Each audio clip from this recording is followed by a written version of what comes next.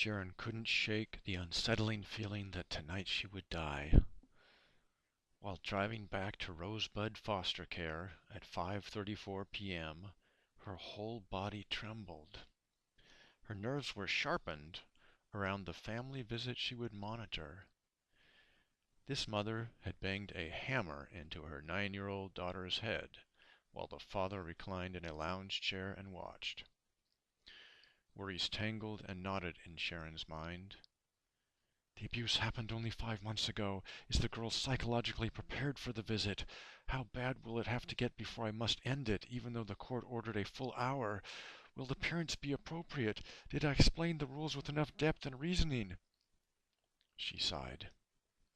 She wanted everything to go smoothly. Sharon hated children being traumatized. If she could prevent that, she would. That was the reason she had become a foster care social worker.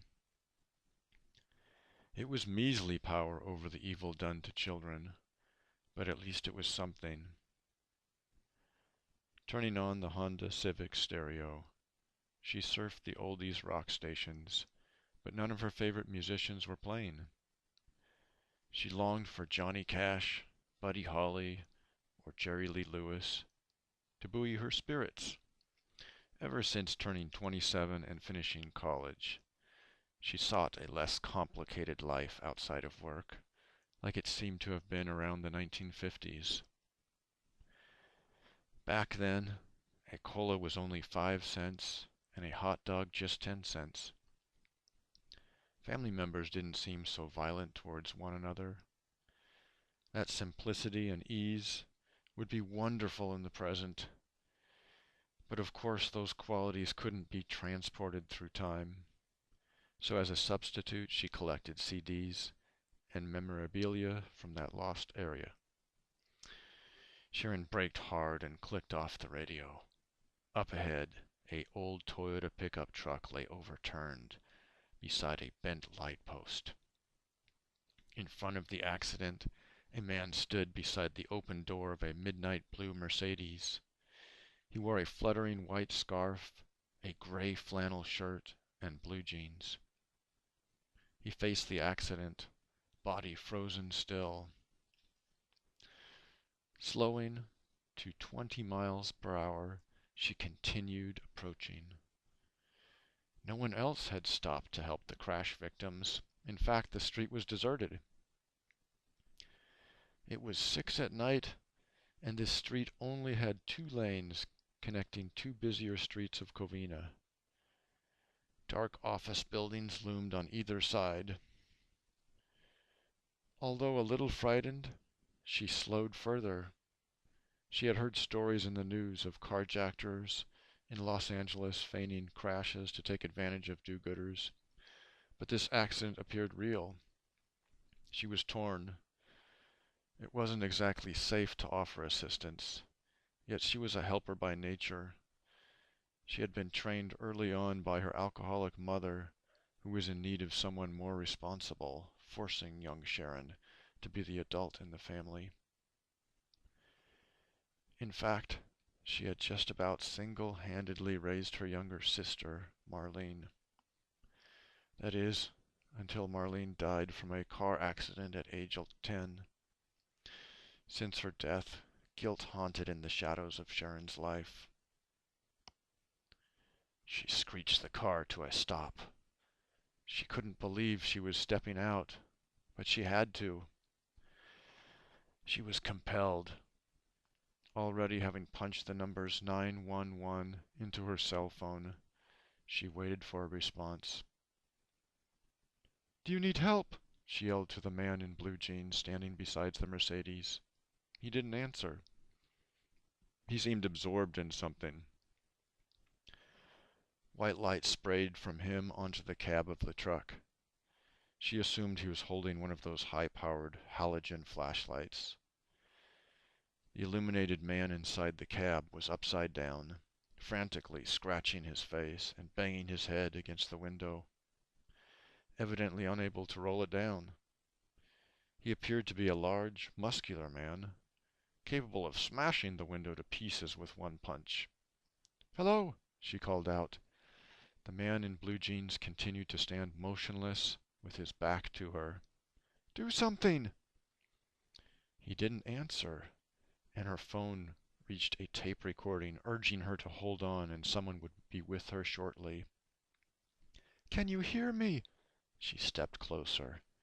Maybe the man had damaged his hearing from the accident or developed a concussion that affected his reasoning. But his Mercedes didn't appear to have been dented or even scratched. The trapped muscle man bled from the forehead. He managed to get out of the seatbelt and turn right side up in the cab, and oddly, he began tearing off his clothes. A small fire rose from the truck's undercarriage. She guessed it was heating up inside the cab. Her heartbeat raced, and the feeling that this would be her last night alive deepened in the pit of her stomach.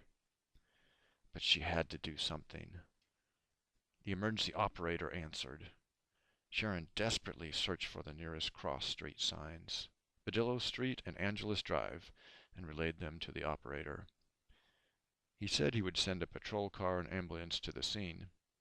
She stepped closer, just 5 feet from the man in blue jeans now, able to see his brown leather Clark shoes.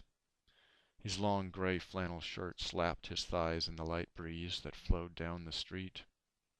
His white scarf trailed behind him. "Hello!" Her voice echoed with deathly hollowness between the 2-story office buildings.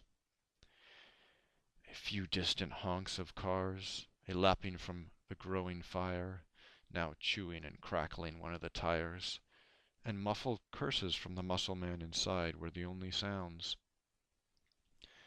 The thought that these could be the last sounds she would hear made her feel so alone, but she pressed ahead. Coming to the side of the lean man, she could see he held his hands together, almost in prayer, except that the edges closest to the pinkies were opened facing the car. A light was emanating from inside his hands. She assumed he was holding a very small flashlight, although she had never seen one that could be that bright, and the light was different somehow, clean. The muscle man now only had on his boxer shorts and was scratching his body, leaving bleeding trails. His brain must have been damaged in the crash. He required immediate assistance. The flames on top of the overturned truck drank air, rising higher like giant demons rising from hell. Is this man with his hands in prayer crazy? Is he a religious nut? Maybe he's just enraged because the old truck almost crashed into his expensive Mercedes. Annoyed, she brushed aside his shoulder as she ran past him, noticing his light shutting off. When she reached the pickup, she kicked her foot into the window. Her foot bounced back, and her black pump fell off. She quickly replaced the shoe and stepped back to try again. But the man grabbed her from behind, dragging her away while she shouted, "Let me go!" After a brief struggle, they fell to the ground, him on top. The truck exploded, and she reflexively closed her eyes and screamed, the loudest she had ever done since the day Marlene died. She heard bits of glass showering down around her, and pains from chunks of metal hitting the ground. Opening her eyes, she saw excited flames dancing and chasing one another around the vehicle. Turning her head to him, his weight pressing her back on the hard pavement, the firelight on their faces, she could see his face. It was irritatingly handsome for someone who did nothing to help the crash victim. His dark brown eyes were calm, as though he anticipated this outcome, as though it were right. A strange mule escaped her lips as she struggled underneath him, and he began lifting himself up. She shook his arms off her shoulders and pushed him back. She straightened her blue, now dirty and torn blouse and sat up. She wanted to sock him in his handsome face, but he had saved her from the explosion. "Why?" was all she could say. Sirens whined in the distance. Instead of answering, he stood, no flashlight in hand or bulking up a pocket, ran to the open door of the Mercedes, got in, and raced away. She realized her cell phone was missing. She searched the ground, failing to find anything, not even a flashlight. She searched the ground, failing to find anything, not even a flashlight.